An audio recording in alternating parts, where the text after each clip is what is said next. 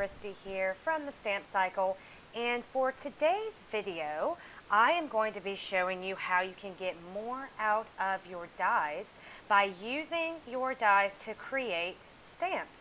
So this background that I have here on this card was created by using die cuts, and I used those die cuts as a stamp and stamped this background. It's a super easy technique. So I think you'll be excited to see that you can get a lot more out of your dies. So I have the May Flowers Framelits here, and I've got a piece of fun foam. This is the fun foam that you used as a kid. You can use any color. I just have a bunch of white. And I'm going to die cut those two, the flower and the leaf, out of that fun foam. And you see here it cuts beautifully. Fun foam cuts really nice in the die cut. You create the sandwich like you do for cardstock, so not anything different.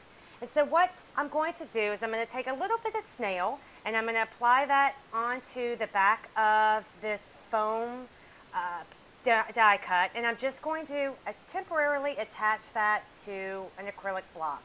Don't worry, these come right off your acrylic blocks, and then you can just remove any adhesive that remains on the blocks. And what we have here is we have stamps. We have now created our own stamps by using fun foam and our dies. How easy is that? Super, super easy. So I have a piece of crumb cake cardstock here and then some Whisper White craft ink. And I'm just going to take that die cut stamp that we created, and I'm going to use it just like I do any stamp.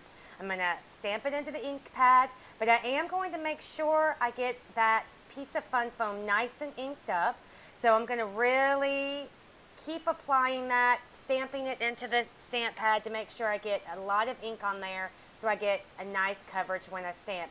And as you see, they stamp just like a rubber stamp or a photopolymer stamp does, cling mount, any of those. It works really beautifully and gives you a very nice, crisp image when you stamp.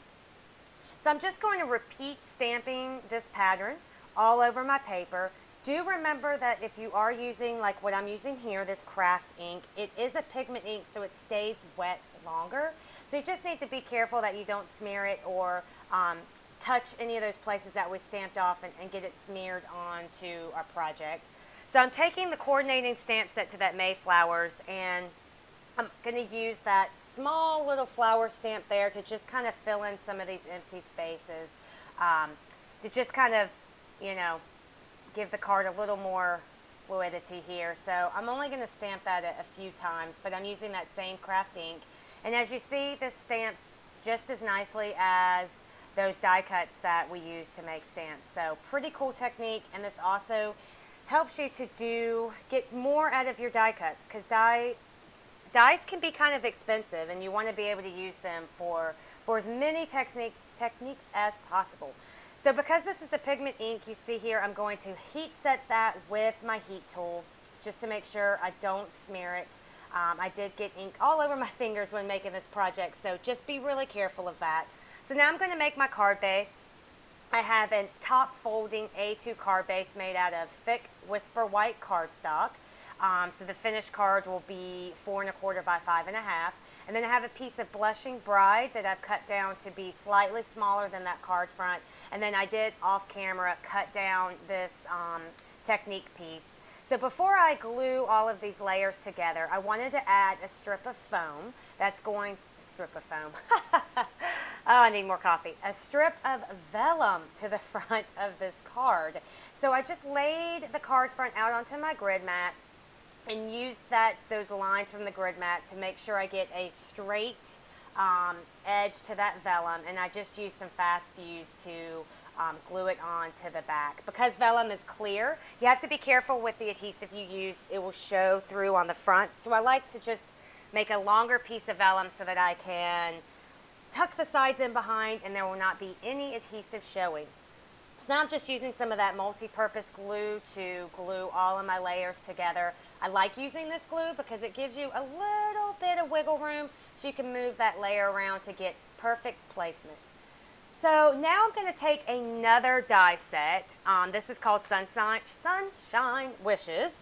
And I'm going to be using the congrats and then that flower. Another cool thing you could do the same technique. You could use these dies to cut out fun foam and stamp with them. I mean, the possibilities are endless when you start doing this technique. I mean, you can use any of your die cuts to stamp. So I really encourage you to take a look at the die cuts that you have, the dies that you have, and see which ones you want to try stamping with. You can use all kinds of inks, dye inks, pigment inks. Just give it a try. It's a lot of fun, and it's super, super easy and cheap. Fun foam is fairly inexpensive, so you could create all kinds of stamps from your dies.